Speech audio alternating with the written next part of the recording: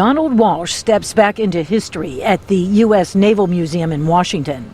That's where the Trieste is on permanent display.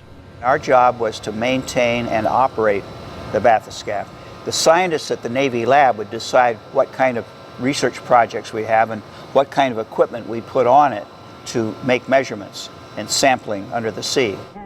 50 years ago, Walsh, then a young Navy lieutenant, would co-pilot the Trieste on its record-setting dive to a depth of 11,500 meters, or deeper than Mount Everest is high.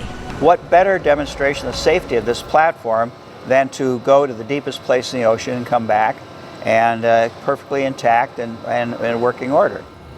The Trieste is a free-diving, self-propelled submersible. Walsh explains that the deck, rails, and conning tower of its gasoline-filled flotation chamber make it look a bit like a submarine. Basically, it is an underwater balloon. You've got two parts to it. You've got the balloon here, which is this long cylindrical object, and that's filled with a lighter-than-water substance, which is aviation gasoline. Oil floats on water. So you get buoyancy or lift. And then beneath the balloon, like a balloon up in the air, you have a cabin for the fragile humans. There's just enough room for two people. On Trieste Historic Dive, the co-pilots would be Walsh and Swiss scientist Jacques Piccard, whose father, Auguste Piccard, had designed the craft. On January 23, 1960, the Trieste began its mission in rough seas. Things went smoothly until 9.5 kilometers down, when Walsh says they heard a muted bang. So it got our attention, but we didn't know at the time what it was. We just knew that we were still alive and everything was functioning well. All our instruments, indicators said that the dive was progressing just fine. That bang, it turned out, was a crack in the plexiglass viewing window.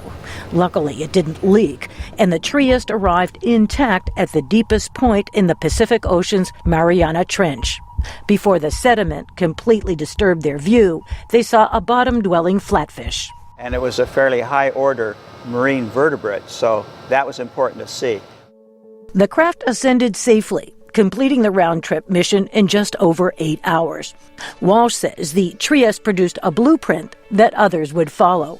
Almost everything we did on here was a first, not because we were pioneers or inventors. It was literally, necessity is the mother of invention. We needed something, we had to invent it. That state-of-the-art technology included underwater lights, cameras, motors, and electrical systems. No human has returned to that deepest part of the ocean, although a remotely operated Japanese vessel did reach the site in 1995. And in 2009, an unmanned submersible named Nereus, a project of the Woods Hole Oceanographic Institution, made the same journey. Walsh applauds the advances in technology, but laments that most of the world's deep oceans remain unexplored, and that only a handful of vessels, manned or robotic, exist to do the job. Rosanne Skirble, VOA News, Washington.